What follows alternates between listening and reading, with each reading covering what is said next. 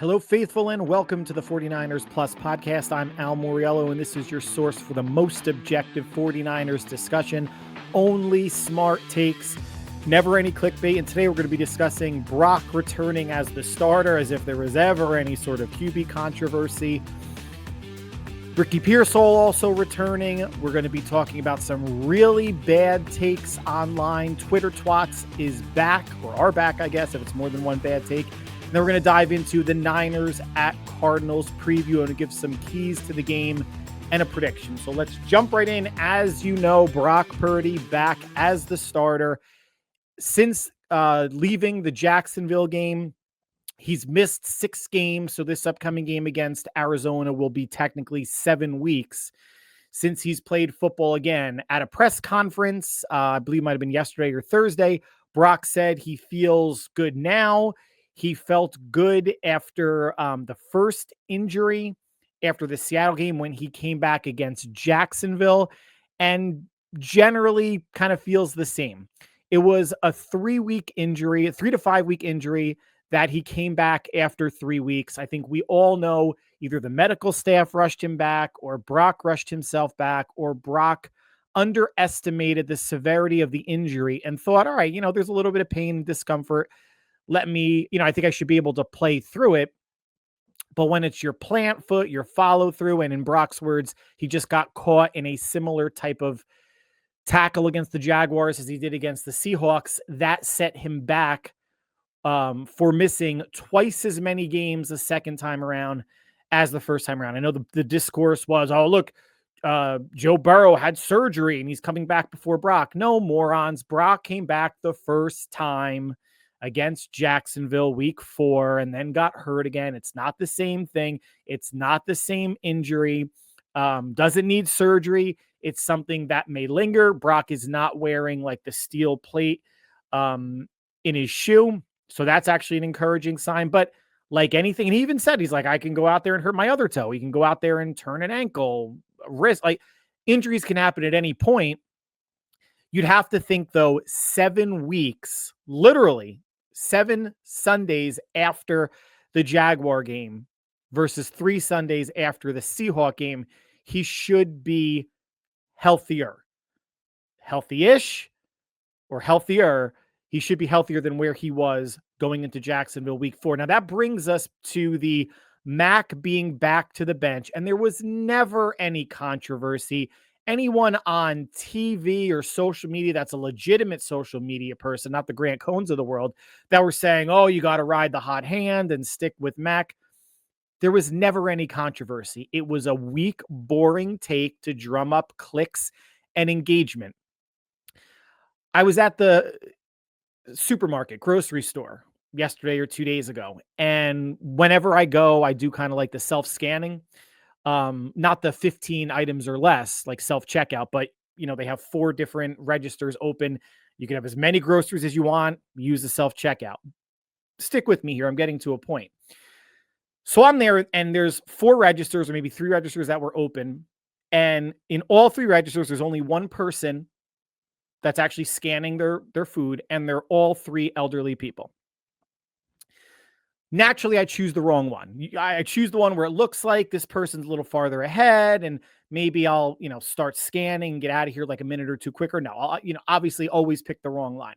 But as I'm sitting there watching the elderly woman in front of me and then the 2 elderly women flanking me on the other registers, I'm thinking to myself, these are probably people that don't know how to work their TV remote control on a regular basis. And they think they can handle self-checkout where they have to scan things themselves and weigh things and put in the codes for fruit and then bag things themselves. Not a chance. And for whatever reason, it made me think of the 49ers analogy where you have, in the flip side, people that think they're smart, content or non-tent creators, media people who believe they know about football, believe they know about the 49ers, their quarterback situation, what John and Kyle has said about the quarterback situation repeatedly, what Mac has said about his role on the team repeatedly. But they're still pushing the narrative that, oh, it's a hot hand and there's a QB controversy and it should be Brock. All Brock or Mac, Mac Jones did, and kudos to him, is play like a starting caliber quarterback in this league, which he was with the Patriots, and he came in for relief of Trevor Lawrence last year with the Jaguars. He did his job to the tune of 5-3, had some really good games, had a couple games in the middle, the Falcon game and the Texan game, where he didn't throw a touchdown. But pushing the analogy and having more people say, in addition to a host of dumb fans, and yes, if you don't agree with me, you're a dumb fan. I'm sorry to say, because I'm right again. There was never any controversy. I got a shit ton of free agents and players that are going to get caught in the offseason, right? The Debo trade. I'm not, again, I'm going to keep saying it, but I'm not patting myself in the back. My batting average with what the Niners should do and actually wind up doing is, I'm not batting 1,000, but really friggin' good. Now you can look at that and say, well, you and the Niners are stupid. Like they should have done something else. And that's fair. It just means that I'm more on the pulse of logical NFL thinking and what the 49ers want to do as an organization. But this kind of brings us to Twitter twat number one. And there are 2 Twitter twats we're going to talk about today. There are many more that I can devote a show to. And this is going to be backed by popular demand, singular, hearing from a listener. Thank you very much for listening or viewing, who enjoyed me leaning into the morons last podcast coming off of the Rams loss, because it was a game we knew they were going to lose. The Rams, Stafford playing at an MVP level. The Rams offense was looking great. The Niners still cut it to 7, 2 different spots, but didn't have enough horses, plural, to really keep up with the Rams. And that's fine. But this Twitter twat is someone that, worships at the waist or just below the waist, the genitals of the Grant Cohn clown clique. And anytime this loser posts, not anytime, but a lot of the times when this loser posts something on Twitter, he'll always tag Grant Cohn and Jesse Naylor and other morons that peddle in negativity and misery and shit takes just to get people talking. And this moron listed a whole bunch of things why Kyle is a bad coach and a bad offensive coordinator. He's got to go. And he ended with, and they decide to put Mac on the bench even though he's on a winning streak.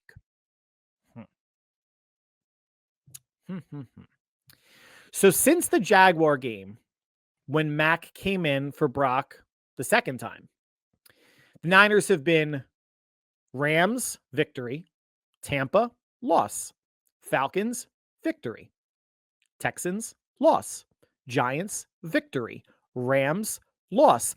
What part of what I just said is a winning streak? Christ, the last game they played, they lost. I don't even know if one loss in a row is considered a losing streak, but for shit's sake, it's certainly not considered a winning streak. These assholes, much like anybody on Twitter, if you're talking politics or cars or video game preferences, video game consoles, whatever it may be, will craft their narrative or craft their story, even if it's false, like Jim Carrey said in Ace Ventura, fiction can be fun, will craft their bullshit story in any way to fit their narrative. There's no winning streak. Mac is 5-3, had a couple wins before the Jaguar game, which is great. And being 5-3 coming in as a backup, who is a starting caliber player in this league, is wildly commendable. But I'm not even sure if like the hot hand verbiage is actually true. If Mac went 7-1 or 8-0 in his time as quarterback, maybe then you broach, well, the Niners haven't lost. But remember, wins and losses are more than just a QB stat, right? The Niners defense against the Texans and Rams didn't hold up their end of the bargain. Mac didn't look good against the Texans at all. Didn't really look that good against the Falcons, and has played relatively well in every other game. But there was never, ever any controversy. And some of these morons are saying Mac Jones right now is a better quarterback than Brock. No, he is not. When the Niners signed Mac Jones in the offseason, they were saying he was a better, they being the Grant Cohn cocksucking clown clique. Oh, he's better than Mac. Once he gets in there, Brock's never going to get the job back. Moron. The sad part is there are far too many fans out there that have this same mindset or think in this way. And I don't know if it's the majority of fans, but it's whatever the number is, it's far too many that actually think this is correct or that these idiots have a point. The only point they're making is they're saying stupid shit for clicks and engagement. And maybe they're actually smarter than they are, but if this is their actual intelligence level and the way that they can process information and break things down critically, then they're complete trash bags, nothing more. The only thing that we're going to additionally talk about Mac Jones right now is how do we feel, and we have no say, but as the fandom, how do we feel about trading Mac in the offseason? He signed a 2-year deal. He was asked about that by the media either before or after the Rams game. And Max said, well, that was presented in front of me. I wanted to come to a place that had, there was good coaching, good offensive mind.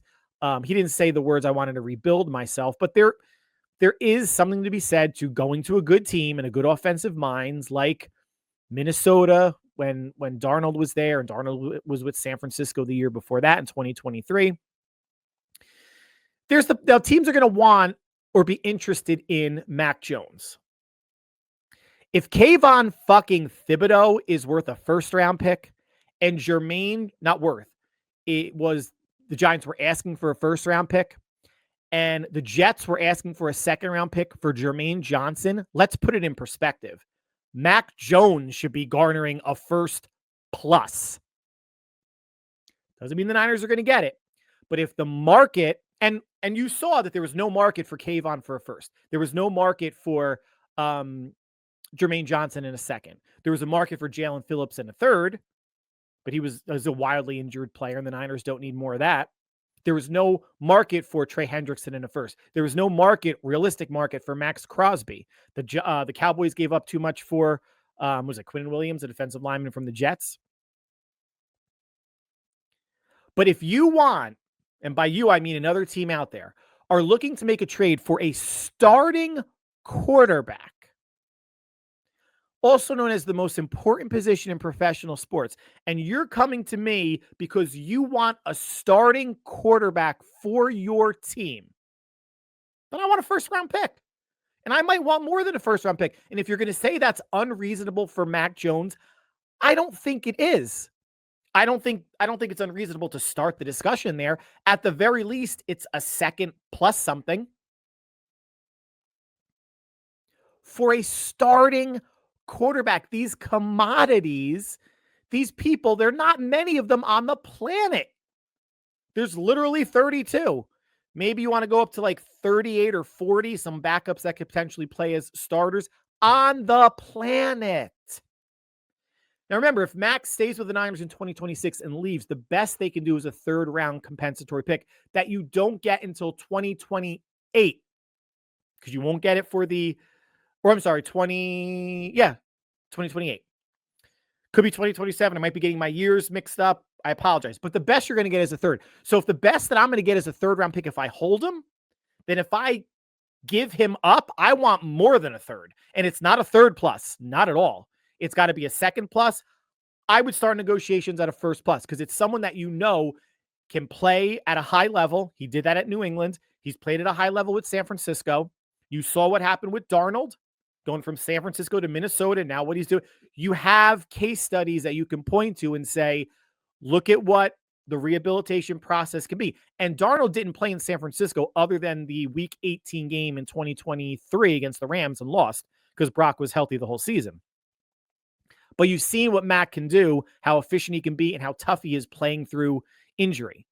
Now, the Jets have multiple first-round picks. If they don't go quarterback in the first 3 or 4 or 5 picks, wherever they end up, a bottom of the first-round pick, a bottom of the first, you think that's an exorbitant price for a starting quarterback? I don't. The Steelers, Aaron Rodgers is gone after this year. They're probably going to finish around 9 or 10 wins. So you're talking about in the 20s. Do you think that's a lot for a starting quarterback? I don't. And the Raiders are a shit show. They might, I don't know if they're going to keep Geno Smith or not, or if Pete Carroll's even going to stay, or if they draft a quarterback early. Maybe you don't give up a top 8 pick for Mac Jones, but I don't think a first-round pick is wildly obscene to ask for. Again, a starting quarterback in the NFL Not many of them in the most important position in sports. It's how you negotiate, guys. You start high, but I would slam the door, slam the phone if someone's not going to pony that up. Now, it's not just Brock returning. It's Ricky Pearsall. He also last played against Jacksonville, injured his PCL, missed 6 games. Through the first 3.5 games of the season, he had 20 receptions for 327 yards. So say he's averaging about 5 catches per game. Another mismanaged injury like Brock's, at least from this standpoint that they should have put him on IR.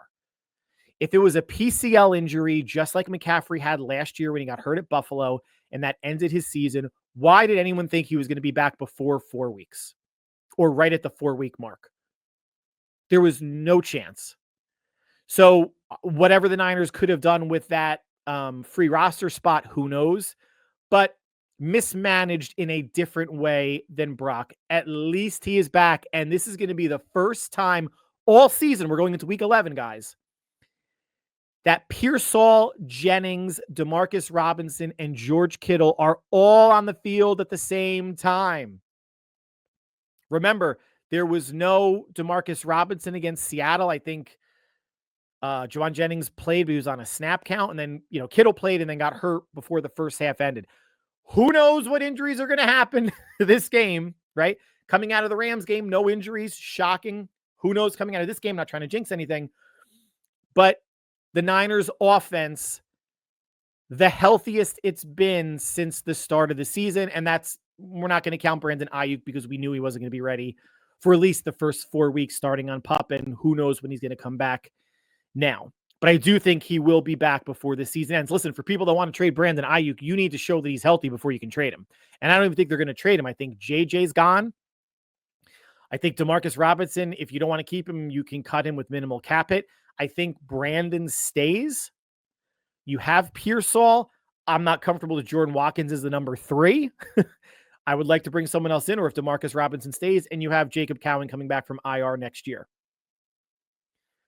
You got to add more to the receiver room, but I think JJ is going to price himself out, and I don't think Ayuk is going to go anywhere unless they can get a haul for him.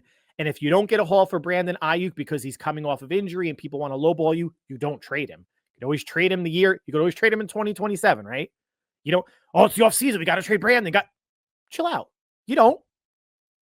You could trade him midseason if things are going well with other receivers.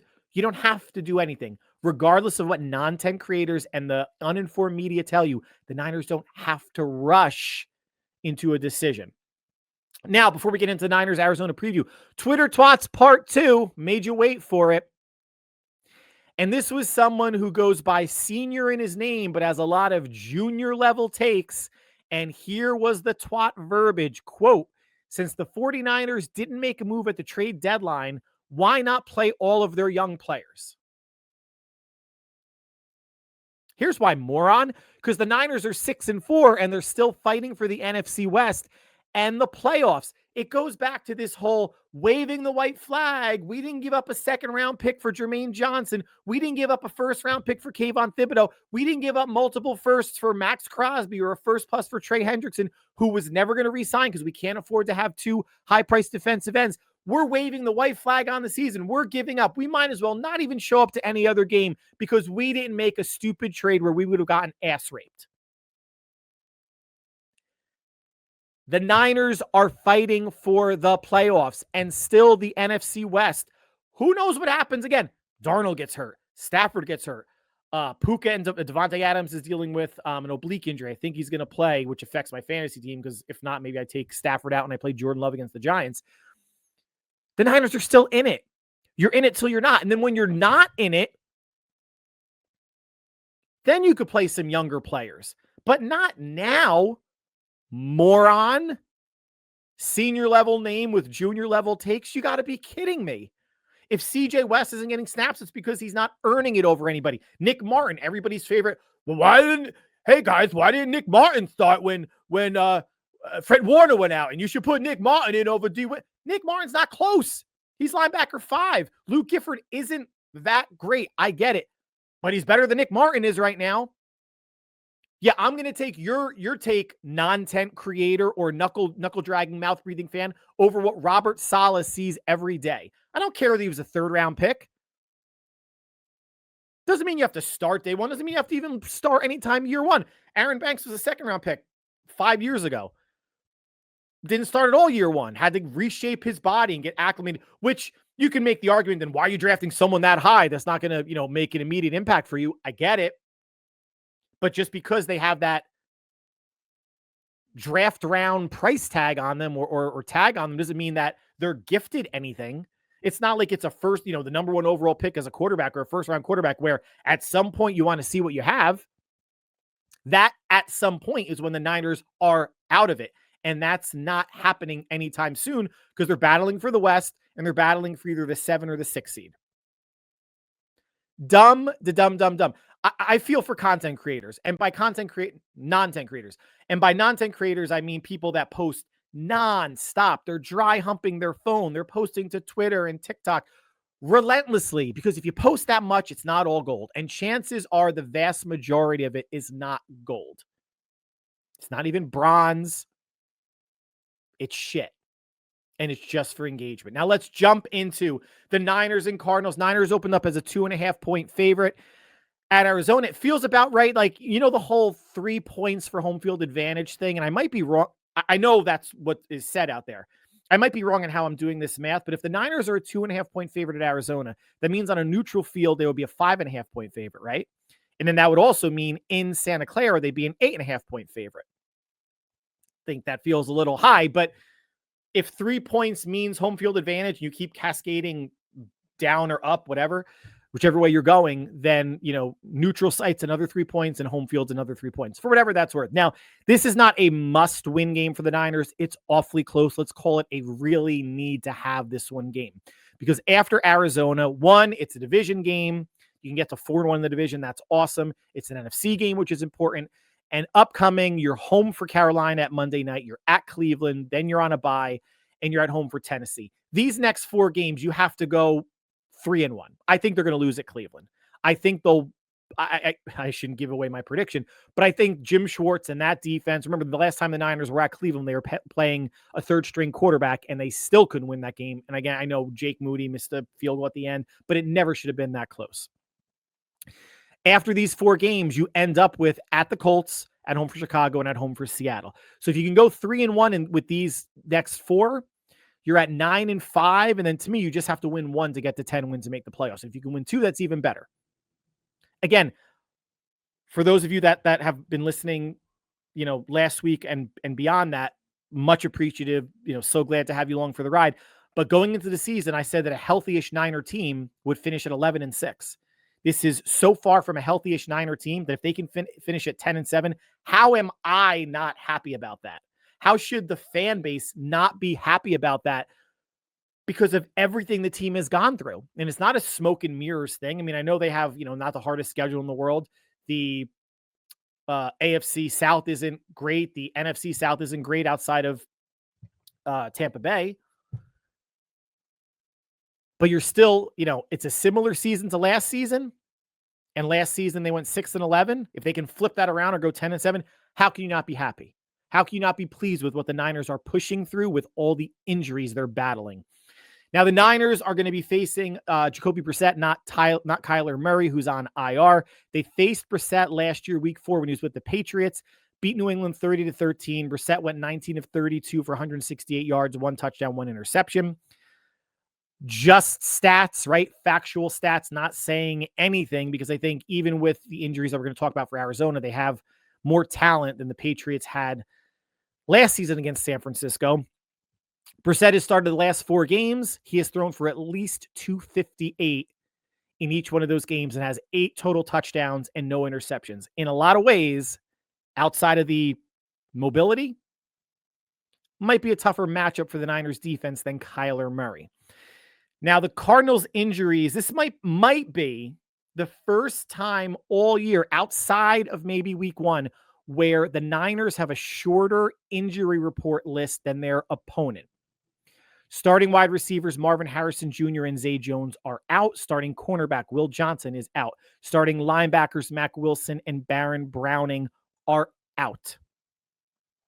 So if we're counting, that's 5 starters, 2 on offense, 3 on defense, that are going to be out. Now, they do have rookie Walter Nolan, which I know a lot of the Grant Cohn clown clique were drooling all over his genitals during lead up of the pre-draft process. Great, looked good last week against Seattle. They got the doors blown off, so it doesn't really matter. This is a wounded Arizona team who their top three receivers now are going to be Michael Wilson, Greg Dortch, and Xavier Weaver. It's more the Trey McBride show at tight end than anything else. Running backs, they're still down, obviously, James Conner and Trey Benson. So it's going to be Amari DiMercado and Bam Knight carrying the mail. For San Francisco, the only player on the injury report is Demo, and that's a big one. He's questionable with calf tightness that popped up on Thursday. We'll see if he can go. It will be big if he cannot, considering how the 49ers secondary, even with him, has played at times, most notably the Rams game, but the Texans game was awful too. And the Texans were without their top three receivers, and you saw what CJ Stroud did to the Niners defense. Now, the Cardinals passing offense, you can't look at the entire year stats, yard per game average, because it's about 202. But with Jacoby Brissett under center the last 4 weeks, they're averaging 280 passing yards a game. That would be tops in the NFL. Rushing, they're averaging $113 a game, and they're scoring 22.4. Defensively, the Cardinals are tied with the Niners in terms of yards per game at 339.4. They're allowing 225 passing, 114 rushing, and 23.9 points per game, all around where San Francisco is. So if we're calling, I know a lot of people out there are like, oh, Arizona's a good defense. Arizona's a good defense. No one's calling the Niners a good defense. And statistically, Arizona is right there with San Francisco. So I'm not buying into this Arizona is a good defense thing now, especially when you have a starting corner and two linebackers out. Is it a defense that can give San Francisco some issues? Yeah, they did earlier in the season as well, but the Niners were missing many more players than they are at this point, at least offensively. Defensively, obviously, they're still a shit show. But this is a defense, performance-wise, stats are performance, that's right around San Francisco. And if you're not going to call the Niners a pretty good defense, you can't call the Cardinals one either. Now, keys to the game, how is Brock going to look after 6 games off? I'm sure there's going to be some sort of rust. And how is he going to look? And is he going to make a big difference? Will he be the reason that the Niners win the game? I don't know. He could be rusty. When he came back against Jacksonville, we all saw he was throwing high, and it was compensating for whatever was going on with his plant foot and plant toe, his right toe. He does get Ricky Pearsall back, who against the game one against the Cardinals, went 8 for 117. And that was a Mac game. It wasn't a Brock game. We all know that Brock brings more mobility than Mac, and Kyle and both Brock have said he would not be going out there to play if he couldn't be himself. No one's telling him not to run. No one's telling him not to scramble. It's all instinctual at that point, right? Especially if you're a quarterback that has some mobility. Jimmy G's instincts when the pocket was crumbling to start going down already and take the sack and hopefully protect the football. Brock evades pressure, right? He can feel it. So can Mac. But Brock's more the one that can tend to take off. So when the bullets are flying and people are chasing him, he's going to let them chase him for as long as possible before getting down, throwing the ball away, maybe making a play with his arm or legs. He's not going to be limited in that regard unless he re-injures something. But I will say, from a statistical standpoint, or how the offense looks, it might not look statistically or significantly that much different or better than what Mac was doing. And that's okay. Even with Pearsall coming back and Brock, because Mac was playing at a high level, right? It's not like Mac was throwing for under 200 yards a game and Brock coming in, and if he gets him to 250, 260, it's considered like a godsend, a 30% increase in passing yards, right? This is going to be more on the defense. Now, again, where Brock's going to make the difference is he's more dynamic of an athlete. He may push the ball downfield more. He's certainly going to take more chances than Mac with the football, which isn't the greatest thing in the world, but could lead to more explosive plays. I think we all saw there were things floating around that there was no explosive plays when Mac was playing quarterback. That's not true. Not true at all. There just weren't a lot. And I don't anticipate Brock coming back week 1 that there being a lot of explosive plays, but there's the potential for more with Brock than with Mac. And now you have Ricky Pearsall back in the starting lineup, a healthier Jennings, Demarcus Robinson, George Kittle, obviously McCaffrey. Maybe this opens up the running game a little bit more. I'm not holding my breath. But when you slide Ricky Pearsall in and you slide Kendrick Bourne out, and now maybe Bourne's your number 3 or number 4. Listen, a top 4 receiving core of Pearsall, Jennings, Bourne, and Demarcus Robinson is not bad. There are worse top 4s in the league. There's better top 2s and there's better number 1s, of course, but there might not be that many better top 4s. Not going through the entire NFL depth chart to see, but that's a pretty good top 4 as a whole. Can the Niners run it better than game 1? Game 1 was 20 rushes for 73 yards, and I think McCaffrey had 15 or 16 of those rushes thereabout. Will Brian Robinson, get more involved in the game plan? I hope so. If you're going to commit to the run and getting to 30, it obviously can't be all Christian. If you want to break it down 17-13, 18-12, I'd be, rushes. I'd be a fan of that. But they need to run the ball better. They need to sustain drives better. They need to stay ahead of the sticks better than they did the first week. Defensively, are they going to come after Jacoby Brissett? Again, his last 4 games, the Cardinals offense would be the number 1 passing offense in the league. And while he's not Matthew Stafford and they don't have the weapons that the Rams do, especially at the top of the receiver depth chart, or really anywhere on the Arizona Cardinals receiving depth chart, Brissett could cause a problem. Now, blitz rate, the Niners' blitz rate through 10 weeks is up to 23.4% of dropbacks. That is up from under 20% about a month ago. And interestingly enough, or crazily enough, if that's a word, last week against the Rams, the Niners blitzed on 20 out of 37 dropbacks. That's 54% of dropbacks, pass attempts by Matthew Stafford. The highest rate the Niners have had in almost 10 years. Since week 3 of 2016. That was shocking for me to see. I'm sure all of us that are, those of you that are listening and watching again, thank you very much. Watching that Rams game, it did not feel like they blitzed more than 50% of the time at all. And I would have been shocked if that number was a third. And I think that goes to show just how bad of a blitzing team San Francisco is, that even when they're blitzing, it doesn't look like or feel like they're blitzing. And I think in the offseason, if Saleh stays or if he leaves and Gus Bradley's the defensive coordinator, they need to ratchet up their blitz package so it's not so predictable looking and poor. Because anytime the Niners basically only blitz late in the snap count, and they'll come with a linebacker late or a safety late who kind of creeps up. But it's never a blitz where it looks like they're coming, meaning that they're creeping up, 6, 7, 8 on the line. Usually when that happens, they drop, right? Any sort of overloading blitz or an aggressive blitz, you can't use it all the time. And I'm not calling for zero blitzes where you're man-to-man across the board. You could still play a shell zone behind it.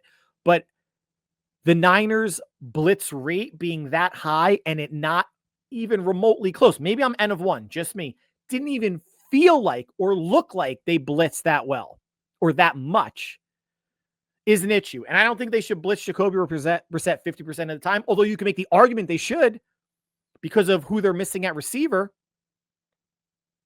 If you can get it in the mid to high 30s, maybe I would be happy, but an effective mid 30% blitz rate.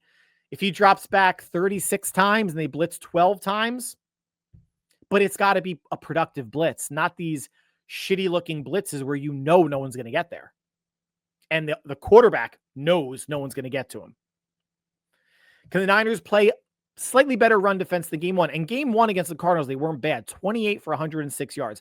Now, that game, James Conner got hurt. Trey Benson came in, ran the ball pretty well. This week, it's going to be Amari DiMercato and Bam Knight. I'm not saying that means that the Cardinals can't go over 100 rushing yards. Additionally, without the added mobility of Kyler Murray. But if they can keep the Cardinals under 100 rushing yards, don't you think that bodes well for the Niners winning the game? I do. The Niners defense against the Rams, people shouldn't be going into this game saying, oh my God, they're just going to get torched because look what it looked like last week against the Rams. The Rams have a high-powered offense and an elite quarterback. The Cardinals do not have that, but they have a quarterback who's playing very smart, very efficient football. He's averaging 280 yards a game and has thrown 2 touchdowns every game without an interception. That could give San Francisco problems. Now, my prediction, that's my concern. Even though they're missing their top 2 receivers, Jacoby Brissett is a veteran and smart enough quarterback that he could give San Francisco problems and keep the Cardinals out of bad situations. He's probably going to be careful with the ball. And even if he's not, the Niners only have 1 interception on the year. Do we really think this is the game where they get 1 or 2? I forget 2. You think we're going to get another one? Maybe. But Brissett has been playing very efficient and safe football. Are the Niners going to have a plan for Trey McBride?